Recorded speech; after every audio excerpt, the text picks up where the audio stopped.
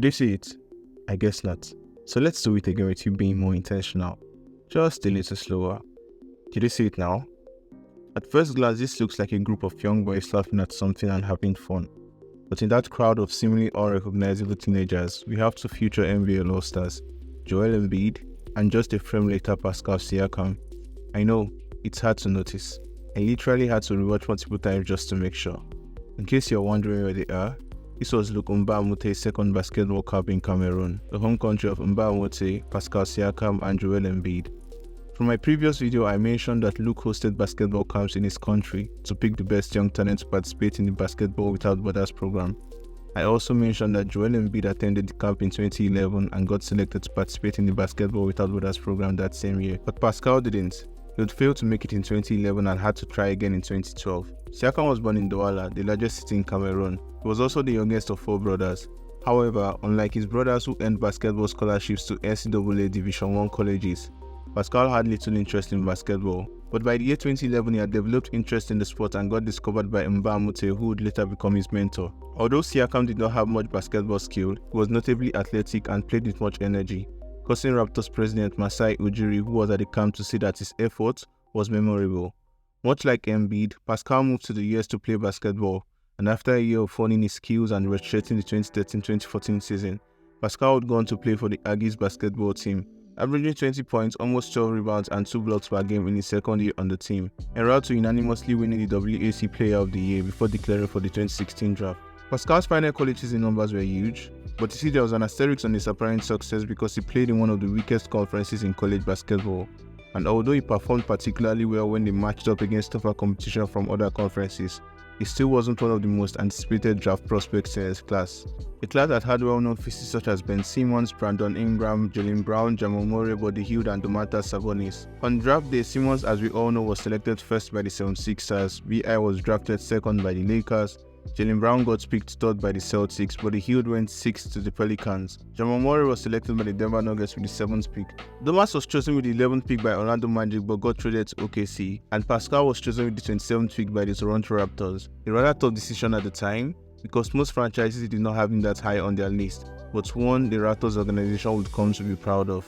Siakam spent his first 2 years as a role player, improving his game and refining his skill set. The presence of players such as DeMar DeRozan, Kyle Lowry, and Serge Ibaka meant that the Raptors could contend while Pascal had sufficient time to keep growing in a team that had one of the best starting lineups and was one of the best teams league-wide.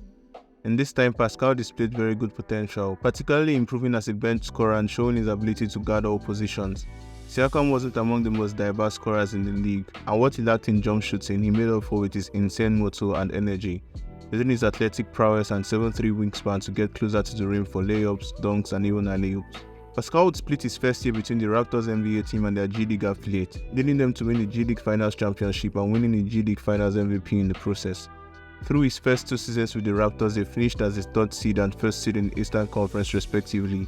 However, in both those years, the Raptors would get eliminated in the second round of the playoffs, getting swept by LeBron's Cavs in both postseason runs. With the departure of DeMar DeRozan through a trade to the Spurs and the arrival of Kawhi Leonard, Pascal emerged as the Raptors' second best player and one of the best players in his position in just his 3rd year. Siakam went from averaging 7 points per game, 2 assists and 4.5 rebounds per game in his 2nd year, to averaging almost 17 points per game, 3 assists per game and 6 rebounds per game in his 3rd year with the Raptors. And he did not just experience a jump in his production numbers. His efficiency also got better, as he shot a career-high 55% from the field and above a league average 37% from behind the arc. Pascal helped the Raptors to start off the 2018-2019 season, winning 12 of their first 13 games, with most wins occurring in double digits.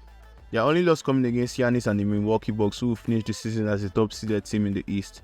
This was the first time the Raptors had accomplished such a feat in their history, and by the end of the regular season, the Raptors were sitting at a familiar position in the Eastern Conference, and Siakam had established himself as one of the best two-way players in the league, frequently being the Raptors' second scoring option behind Kawhi and also being one of the best players on the defensive end. With his jump shooting better than his first 2 years, his scoring got diverse, and this made him a bigger threat to defenses than he was his first 2 seasons. On this play, with just 7 seconds left on the shot clock, the game is tied against the Phoenix Suns. Pascal is being guided by Michael Bridges. He could have attempted a step-back 3-point shot or gone for a mid-range jumper, but decided to dribble left and with just 1 step from the free throw line threw a layup that wins them the game. If he had taken an extra step, The game could have gone to overtime. If he had taken the shot too early, he could have missed it. But he timed his play perfectly and saved his team from playing extra minutes on the court, proof of how much better his basketball IQ had gotten. As an NBA fan, one of the funniest statements I've heard is the best ability is availability. Funny as this is, it is true. Think of all the great NBA what-if stories. What if Derrick Rose never got injured? What if Kyrie and Harden were healthy throughout the second round in 2021? And what if Kawhi and PG could stay healthy for the Clippers? So indeed, a player has to be on the floor for his impact to be felt. And Pascal's durability on the court was instrumental for the entirety of the Raptors' 2018-2019 season. With Kawhi playing just 60 games, Siakam along with Danny Green would miss only 2 games the entire year, helping the Raptors to its 16-5 record when Kawhi was not on the court.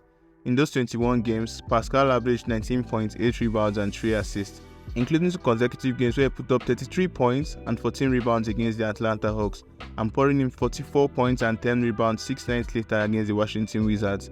As a matter of fact, this is a chart displaying the evolution of Pascal's scoring in the 2018-2019 season. He started off the season averaging nearly 11 points in the opening month of October. In the month of November, his scoring numbers jumped to an average of 17 points per game, then fell to 14 points in December. It rose again to almost 18 points in January, never to fall anymore that year as he averaged over 20 points in February, March and April. Pascal had come into his own in just his third year, doing things that he would not have done in his first 2 years in the league, such as taking mid-range jumpers and 3-point shots confidently. His agility and capability to engage an opposing player on defense, blocking their shots or making it difficult for them to get to their preferred spots and leading a defense to offense transition within one play was unexpected for a number 27 draft pick. Siakam flourishing in his role as a second scoring option for the Raptors helped them finish as the second-seeded team in the West just behind the Bucks. And they headed into the playoffs with the 5th best defensive rating and 5th best offensive rating in the NBA. With Pascal, Kawhi, Ibaka and Kyle Lowry playing at the level they did in the regular season, the Raptors were primed for a deep postseason run. And after they won 4 straight games after losing Game 1 against the Orlando Magic, including a 30-piece Game 3 performance by Siakam, they were set to meet fellow Cameroon countryman Joel Embiid and the Philadelphia 76ers in the second round of the postseason. Coming into the second round, Siakam averaged over 20 points against the Orlando Magic and had been playing at his highest level up to that point of his career. And through 7 games against the 76ers, he averaged 19 points and 6 rebounds, outplaying Joel Embiid throughout the entire series and scoring over 20 points in 5 separate games, including Game 5 where he had a game-high 25 points. Pascal's offensive back proved to be too much for the 76ers team, which had all-star caliber players such as Joel Embiid, Ben Simmons and Jimmy Butler. And it was a key factor in the defensive scheme that held Joel Embiid, who averaged almost 28 points per game in the regular season, to just 70 points per game on 37% shooting in the series. The Raptors would go on to win Game 7 when this infamous shot by Kawhi over Embiid made its way into the net after the buzzer to send the Raptors to their second ever Eastern Conference Finals. In the Eastern Conference Finals, after losing Game 1 and 2, they would go on to defeat Giannis and the first-seeded Bucks in 6 games, holding Giannis, who also averaged 28 points in the regular season, to just 22 points on 45% shooting, taking them to their first ever NBA Finals appearance.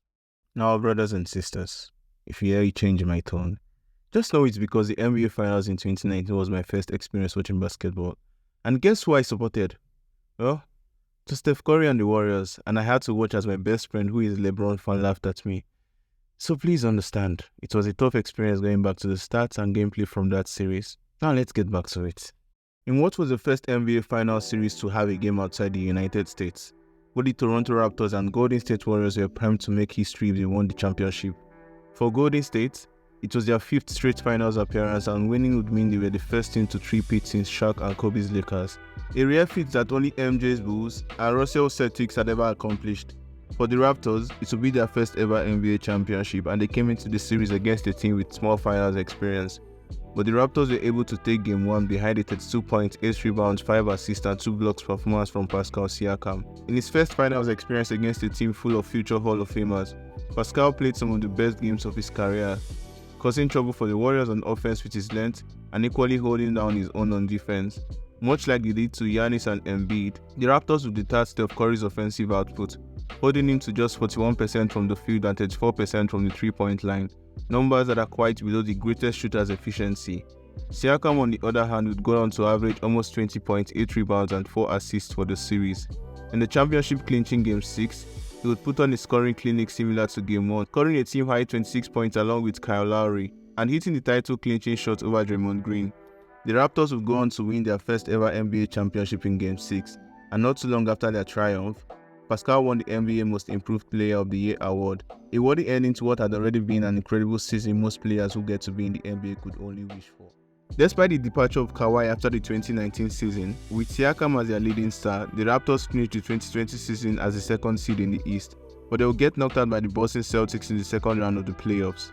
Since then, the Raptors have not been able to get past the first round of the playoffs, but Siakam has continued to play at a consistently great level, averaging over 20 points every year since they won a championship and has since been named an All-Star and All-NBA player twice. There's a lot to tell about the Siakam story, most especially his interest in growing the basketball community in Cameroon.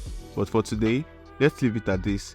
A 27 draft pick who learned how to play basketball in his late teens and got drafted into the NBA when he was 22, has since gone on to win an NBA championship and today currently leads an NBA franchise. So if you enjoyed this video, kindly like, subscribe, but most importantly leave a comment down below and click on any of these cards on the right to watch other videos I think you would find interesting.